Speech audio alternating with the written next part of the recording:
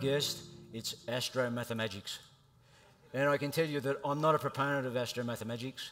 My purpose today is to reveal to you some of the methods of this very secret craft. Now, the first thing I'd like to tell you is that there are different types of black holes and big bangs. There are actually 4 types of black holes that are alleged, and there are 3 types of big bangs that are alleged. Now, whenever you hear a proponent of black holes and big bangs talking to you about them, do they ever tell you which black hole in which big bang? They never do. So you're left guessing, provided, of course, you know that there are 4 different types of black holes and 3 different types of big bangs to begin with. If you don't, well, you're at a real bit disadvantage further. Now, there's a thing here, a couple of things here that I'd like to quote from Lineweaver and Davis, which was published in Scientific American in 2005. They tell us here that the space between the galaxies is expanding. Okay, the Big Bang happened everywhere. In the room in which you are reading this article, in a spot just to the left of Alpha Centauri, everywhere.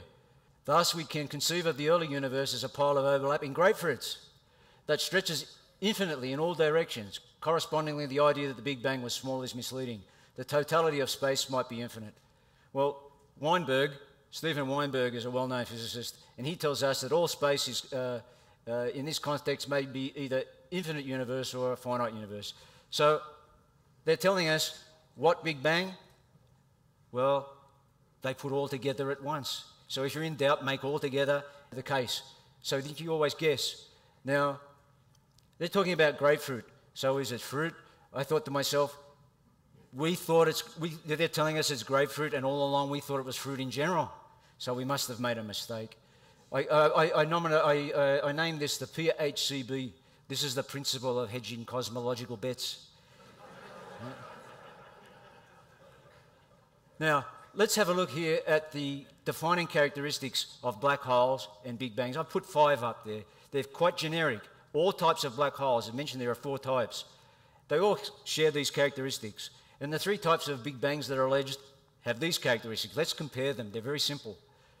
All black hole universes are spatially infinite. They're eternal. That is, they're static or stationary. They contain only one mass. They are not expanding, and they're either asymptotically flat or asymptotically curved. That might sound a little hairy-fairy, but it doesn't really matter if you don't know. If you know of an asymptote with a height, for example, the hyperbola against the x and y axis, that's all it is. Now, when we compare this to all alleged Big Bang universes, we find that the Big Bang universes are either spatially infinite in one case, spatially finite in one case, or spatially infinite in 2 different cases. Well, that doesn't match the black hole characteristic. Then they're of a finite age. That means they're non-static or non-stationary. They tell us now that they're about 13.8 billion years. It's crept up every now and then from little bits of increments to up 13.8 billion. Well, the black hole universe is eternal. The Big Bang universes contain radiation and many masses. They're allegedly expanding, and they're not asymptotically anything. So how can you have a black hole universe in a Big Bang universe when they're diametrically opposed by very definition? You can't, but they do. They put them all together, and they never tell you which ones they're putting together. Now, another point here is the Big Bang universes, from my previous slide, you might have seen, are characterized by K values. I'll call them K curvatures. There's 3 types, -1, 0, or 1. Well, we come to this one again, and we see no alleged black hole universe has a Big Bang, no alleged black hole universe has a Big Bang K curvature. They're not even the same types of universes. But they still put them together. So we see that black hole universes and Big Bang universe are mutually exclusive. They can't coexist, even by the very theory that these people use. Yet they put them together and construct multiple black holes in a Big Bang universe. They never specify which Big Bang universe, and they never tell you which black hole they're talking about. So we can see that it's quite nonsensical. Here's a little example, rather, of the principle of superposition violations. It relates to what I've just been talking about. Let's say X is a black hole universe. It doesn't matter what one, any one you like. And we have a Y as a Big Bang universe. Then we have X plus Y is not a universe in Einstein's theory. Why? Because X plus Y is a linear combination. And general relativity is what we call a nonlinear theory. So you cannot make a linear combination of solutions. And the second thing is, we see that X and Y pertain to completely different sets of Einstein field equations. So they have absolutely nothing to do with one another. So how do they get them to match or put them together linearly? They can't. But they do because they just decide that that's what they want to do. But that doesn't work. It violates the general relativity, the theory of general relativity itself. So you can't do that. But they do it all the time. Here's a quote from Martin Rees. He's the astronomer royal. He tells us that black holes are all over the place and they're consequences of Einstein's theory. Well, in what Big Bang universe? He doesn't tell us, but he does think it's in the Big Bang universe. You can see that it doesn't make sense. Now, all Big Bang universes, contrary to what you might be led to believe, are one-mass universes because they model the universe as being completely filled by a single, indivisible, homogeneous distribution of matter. And so, if that's the case, how do you account for gravity? All experiments show that gravity is an interaction between two or more masses. Well, you can't get that from a model that models a whole universe as a single mass that can't be divided up into bits. Nonetheless, they divide it up into bits and tell us that the Big Bang universe has got lots of black holes. Some of them are primordial. Sizes of black holes don't change types. They're not types. It's like human beings. We've got different races, but we've got big ones and small ones. I'm a small one. But, you know, so we've got different types, different races. Same with black holes. Big ones and small ones are not types. They're just sizes. What have we got here now? I can't read without my glasses, and I haven't got good ones. So what have we got here? Oh, yes. Well, how do they get these black holes and Big Bangs to go together? They apply the principle of superposition. We saw earlier that you can't do that because general relativity is a nonlinear theory. You have two different solutions, and you add them together, you haven't got a solution. Right? You can't do that. You have to solve a set of equations specifically. Now, this is not a NASA photograph. You can tell it's not a NASA photograph because on the right-hand side, written in vertical small print, it says an artistic impression. This is a standard method of presenting photographs or images of black holes and Big Bangs. Now, we have an astronaut here. This is called spaghettification, if you don't know about it. You get stretched like a piece of spaghetti. Well, the astronaut on the left is a very happy little Vegemite. He's standing on the Earth. You see he's smiling. Now, this one on the right, he's falling into a black hole. Or maybe a star, because black holes and stars, they're described by the same alleged solutions. So he's being stretched. Why? Well, which way is he falling? You can't tell. Is he falling head first, or is he falling feet first? Let's say he's falling head first. The black hole or star must be above his head. So he's falling in, he gets stretched like a piece of spaghetti, because they tell us that the tidal forces, gravitational forces on his head, are stronger than those on his feet. And so he gets stretched as he falls into this black hole. The trouble is, in general relativity, gravity is not a force. We see here a quote from a paper by Willem de Sitter, who was a famous Dutch astronomer, and he tells us, what we already know anyway, that in general relativity, gravity is not a force. So you don't have a force of gravity. So why do they invoke forces of gravity to spaghettify astronauts falling into black holes? In other words, they're using Newtonian ideas of forces to describe gravitational forces, where in general relativity there are no forces, because what's gravity? It's a curvature of space-time. So we would have to say the curvature of space-time on his head is bigger or stronger than the curvature of space-time on his feet, and somehow or another he gets a lot more curved, stretched as such. Well, apples are fruit, aren't they? You go to the grocery. Remember the old days? You go to the grocery store, and you would go to. A grocer would have a pan and a spring balance. You put your apples in the spring balance, and it stretches the spring, and you read off the gauge. Ah, yes, that's $2 or whatever it costs for a pound of apples. Well, how do you weigh apples using general relativity? You know, it's a curvature of space-time. What's in the spring? It's a force. It's stretching the spring. We know that's forces. It's very simple physics. You cannot weigh apples with general relativity. You can't weigh anything with general relativity. So if you've got a theory of gravity that can't account for weighing apples at the grocery store, what kind of theory of gravity have you got? Tell me. Here is a black hole universe. This is based on a NASA photograph. I drew it, but it's based on a NASA photograph. This is the kind of presentations you get, so I thought I'd just put that in as let you know. Now, what have we got here? Let's say that the top line, the horizontal line, is flat space-time, and the vertical line goes off to this singularity where it's infinitely curved space-time. Well, as you move away from the centre by the radial distance, you get closer and closer, but you never actually touch the top line, the horizontal line. You get close. This is called asymptotic flatness, or asymptotic curvedness if it's a curved space-time, right? So this is a part of the definition of the black hole. It goes off to infinity and encounters no other masses, because otherwise you wouldn't have the definition of a black hole. So let's compare this now. We'll compare this to two black holes.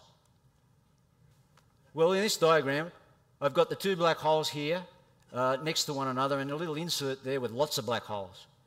We see here that in between these two black holes, are they asymptotically flat? No.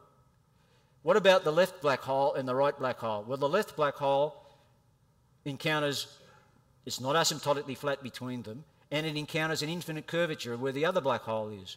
Well, similarly, the right black hole, it encounters no asymptotic flatness in the middle or curvature in the middle, and it encounters a infinite curvature at the other black hole. But by the definition of black holes, they must be asymptotically flat or asymptotically curved. That's not possible. Can't be. Because let's have a look at what this fellow, Daniel Stern, he's a lead author on the WISE survey for NASA. They reckon they've got black holes cornered. He tells us that they've found 2.5 million black holes with a WISE survey. Well, that means each one of these black holes that he talks about encounters 2,499,999 infinite curvatures all around it. That's a long way from being asymptotically anything. So that violates the very definition of a black hole. You can't have black holes all over the place. Black holes are one-mass universes. That doesn't describe anything. Here's a real gem. I really like this one. This is about escape velocities. This is what we find in the Dictionary of Geophysics and Astrophysics. A black hole is a region of space-time from which the escape velocity exceeds the velocity of light. Similarly, we find in Hawking in his book, The Theory of Everything, he tells us that you can't escape from the event horizon. Light hovers forever on the edge of the black hole. It doesn't even get out. And now here's my favourite one. Professor Joss Bland Hawthorne of the University of Sydney at the Institute for Astronomy. He was on television on the ABC One not long ago. He tells us that the escape velocities of black holes is the speed of light. Therefore, light can't escape. Think about that. The speed of light light travels at the speed of light. The escape velocity is the speed of light. Wouldn't light escape? He tells us, no, it doesn't escape. This is on national television. Now, I put a little annotation here because it seems to me that astrophysics has stumbled upon a solution to a long outstanding anthropological problem, paleoanthropological problem. On the left, it's Homo erectus. On the right, it's Cro-Magnon man. The paleoanthropologists tell us that Homo erectus didn't have the brain capacity to make such contradictions. And Cro-Magnon man, they tell us, had the brain capacity to spot such contradictions. But somewhere in between, there's a brain capacity that can make contradictions and never realise it. That's the missing link. So I reckon... so Charles Dawson and his co-accused, they didn't have to go out and get themselves an ape mandible and file down the teeth and dye them and rub them in the clays at Piltdown to get their missing link. All they had to do was interview a few astrophysicists and astronomers at the time. They would have found them there. Okay, now here we've got some magical material sources. This is Einstein's field equations. I've included the cosmological constant. That's the second term there on the left. These are really ugly customers, so we're going to turn it into words. The thing on the left with the G, that's Einstein's tensor. The thing with the lambda, that's the cosmological constant. And the thing on the right-hand side is the energy momentum tensor. Well, let's turn that back into some meaningful words.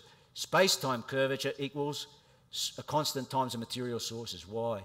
Because space-time curvature is the gravitational field that it's induced by the presence of the material sources. This is what Einstein's field equations do. They couple the gravitational forces, or the gravitational field, because there are no forces, to its sources. Okay. So the space-time curvature is induced by the presence of material sources. Let's take these two examples. On the left, we've got case one. Let's make the material sources disappear like Einstein does. He says T equals naught. And we make the lambda equals naught, so the cosmological constant's naught as well. His field equation is reduced to this thing. It's called the Ricci tensor. Well, it's nothing other than a statement that says energy momentum tensor equals naught. Example is the Schwarzschild solution. It's a solution for that. That's supposedly a black hole. solution or a star solution. On the right-hand side, we've got energy momentum tensor equals 0, but the cosmological constant doesn't equal 0. So we've got the Ricci tensor equals the cosmological constant term. Energy momentum tensor still equals naught because T is naught. This is de Sitter's empty universe. It's well known. Why is it empty? Because it doesn't contain anything. Let's have a look at this. On the left-hand side, material sources are naught, but there's a material source. On the right-hand side, energy momentum tensor is 0. There's no material sources, but it's an empty universe. So by the very, very same constraint, you have matter present and absent. How can that be? It's nonsense.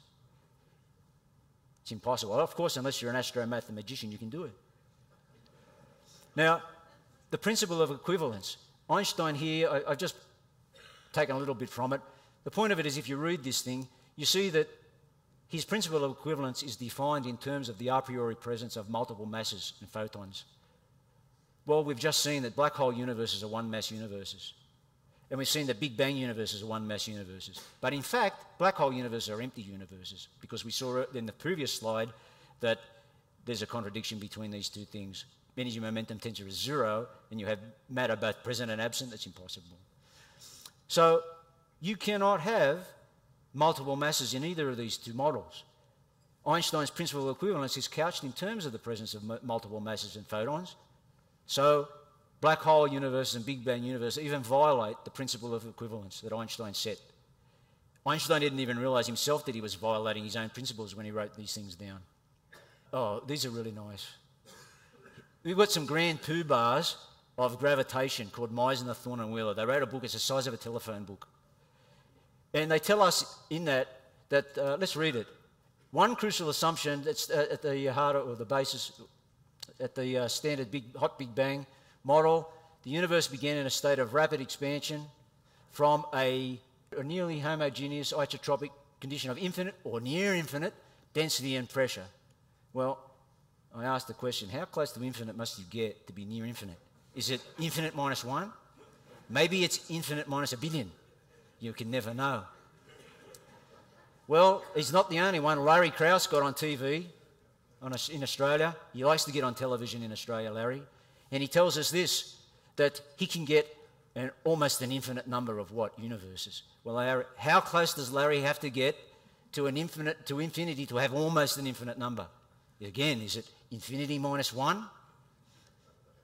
You know, there seems to be a code of practice with astromathematics that you're not allowed to use common parlance. So I've got to refrain from the vernacular. So I'll translate it into Latin. That's a scholarly language.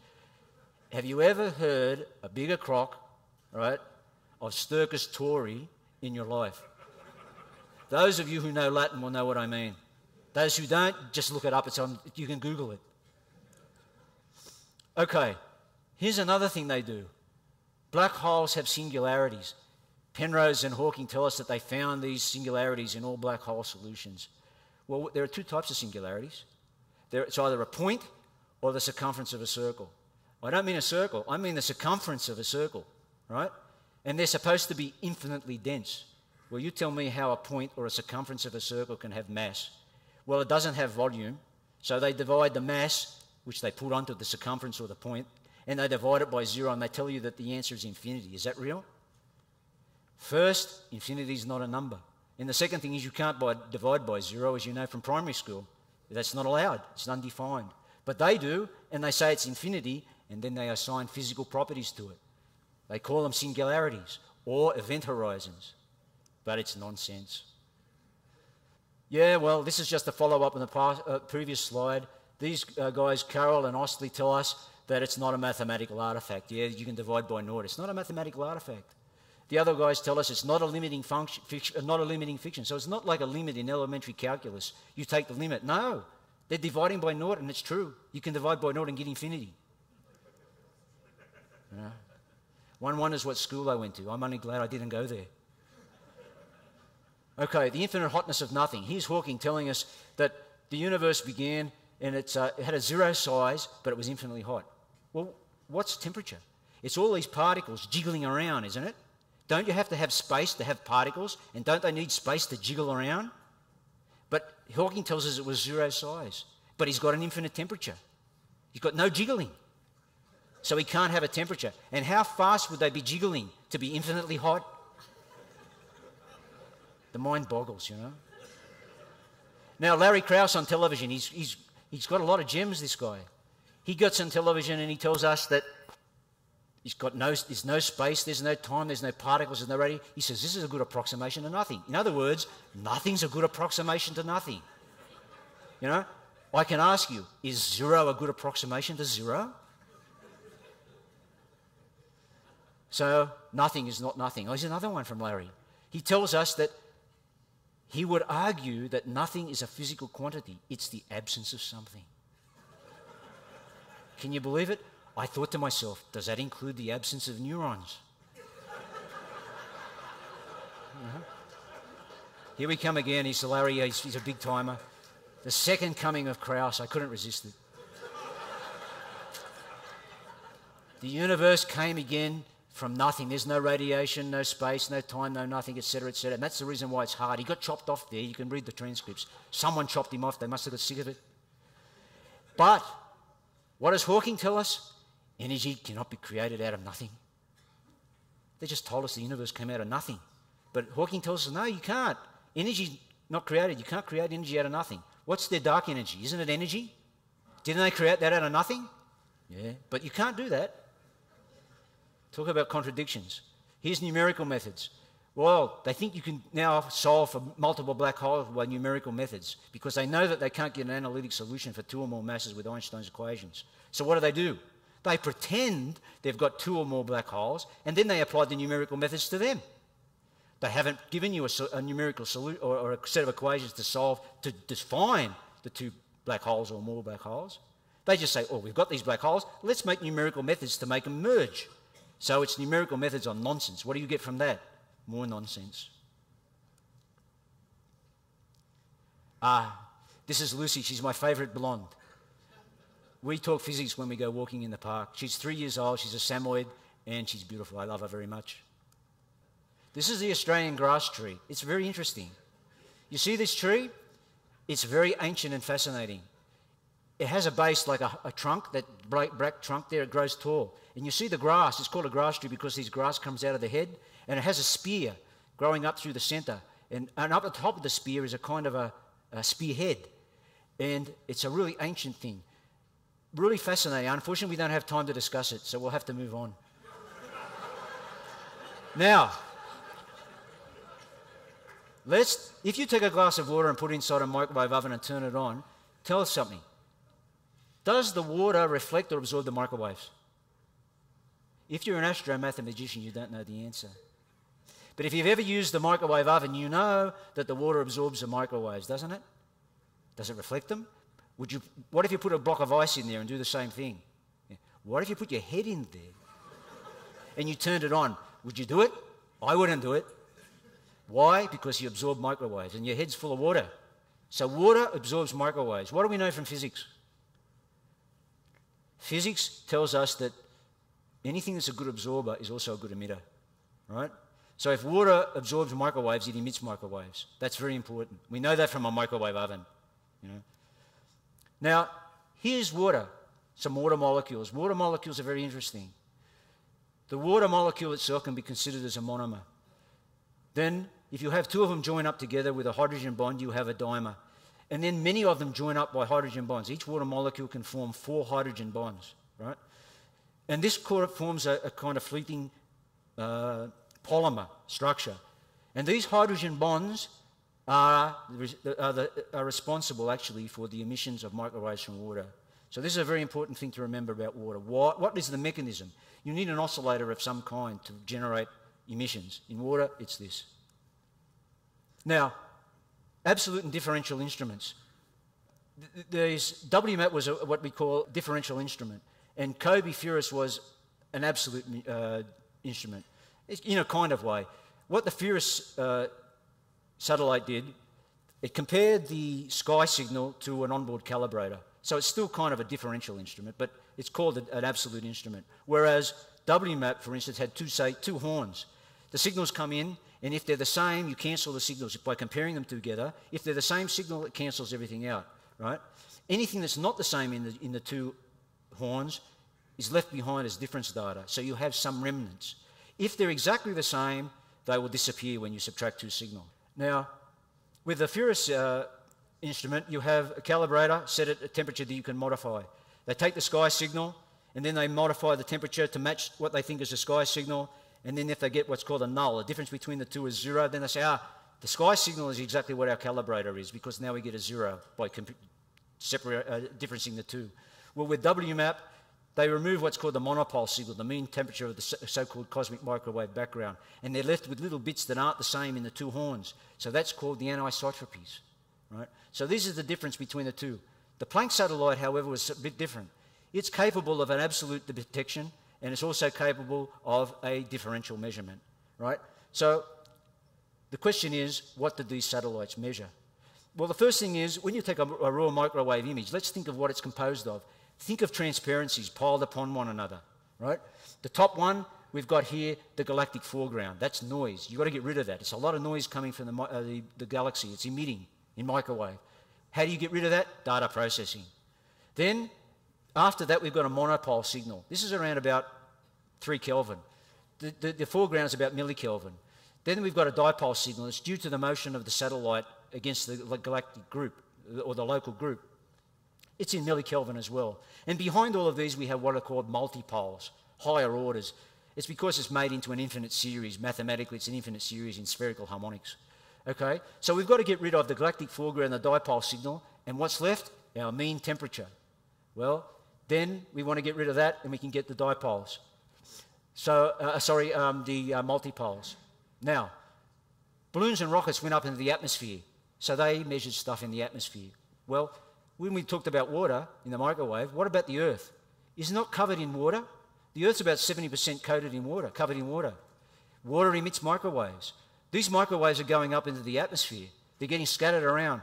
COBE didn't have a shield for microwaves, only RF and thermal. So what is it? It's 900 kilometres up. It's getting microwaves from Earth because they're bouncing over the shield, or diffracting over the shield. All of these balloons and satellites, rather balloons and rockets, up into the atmosphere. The atmosphere is full of microwaves from water reservoirs. The atmosphere is full of water too. So we have a look now at where these satellites are located. Here is COBE FIRAS, very close to the Earth, 900 k's up, right? And this is not the scale, of course. So it's getting microwaves from the water of the Earth. It's going up into the FIRAS horn by diffraction, right? They think it's cosmic, but it's not. It's getting it from the Earth, right? Because water emits. And they couldn't protect it from this. Here is an interferogram from the COBE FIRAS team. See the top trace?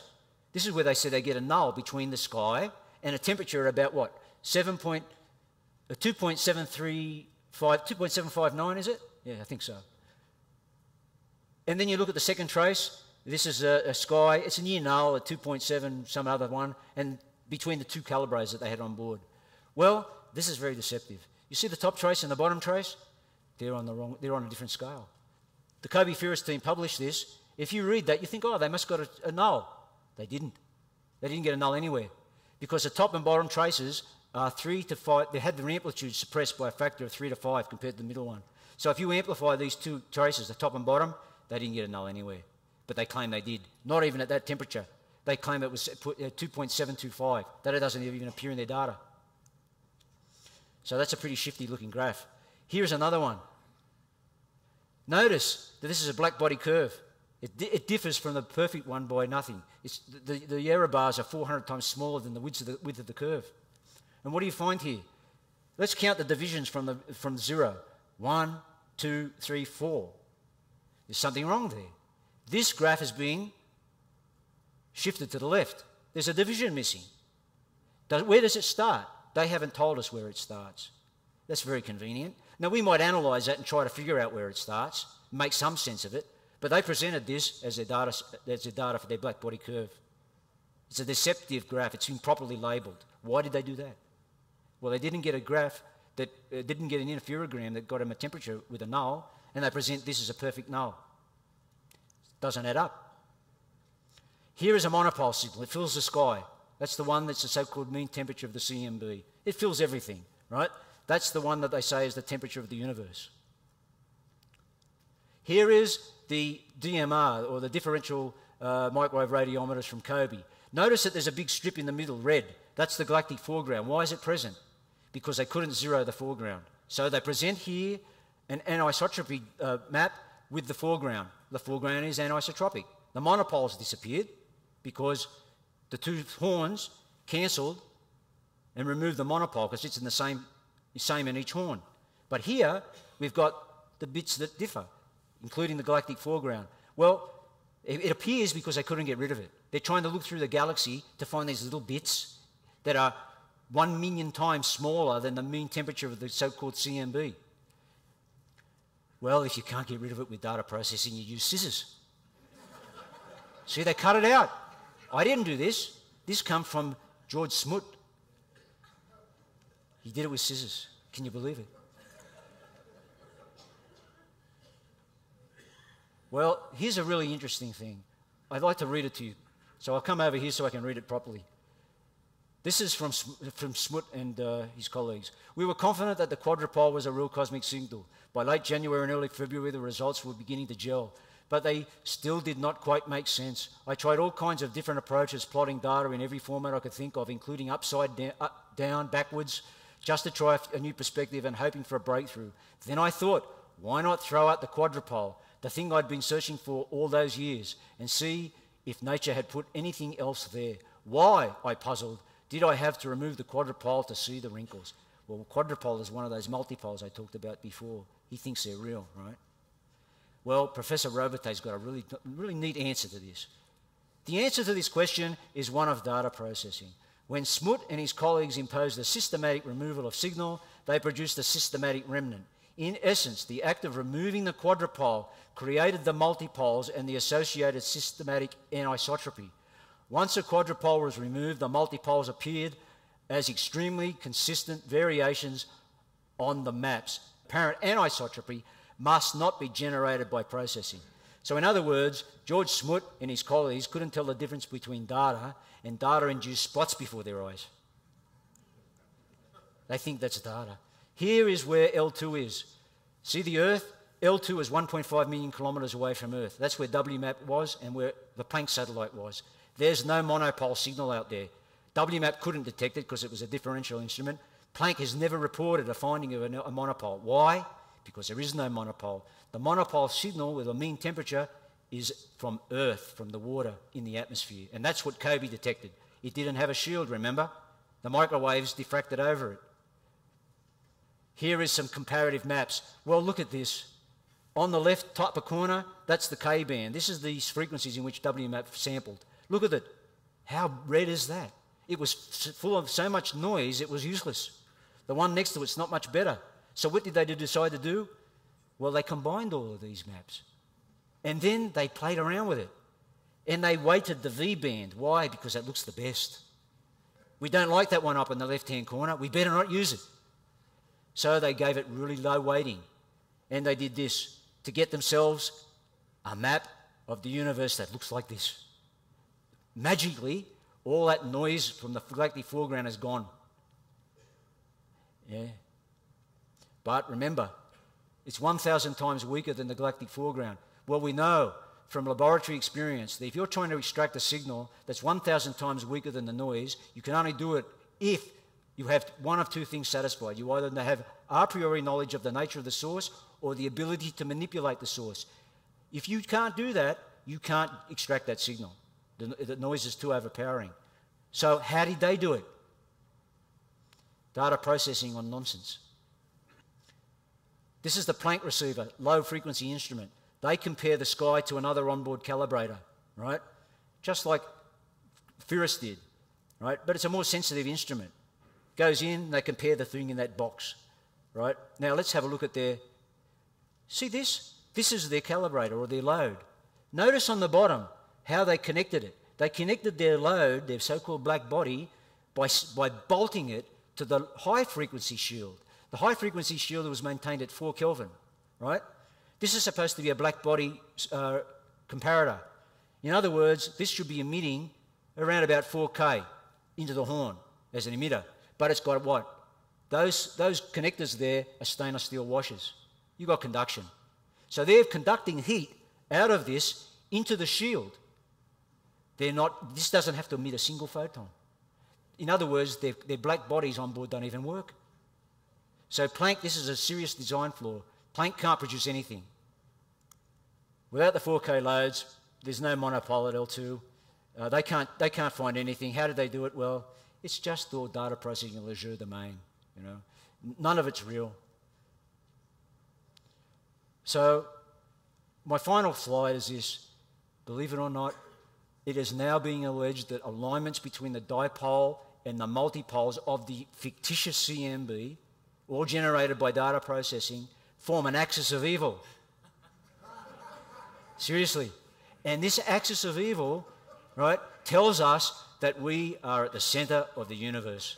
We're going back to medieval times with epicycles and the Earth is at the centre of the universe. Can you believe this? That's what now the CMB is being used for. Right? Now, I've had a lot of jokes about this, but the truth of the matter is it's serious, but it's so ridiculous that you can't help but laugh at the way physics has now become intellectually decrepit. You know? So I'll conclude there by telling you what the parallax effect on short hair really is. Well, according to the grand poobahs again, it's a baldy pate. Why? Because black holes, they don't have any hair. That's the reason why I gave that title. Thank you very much.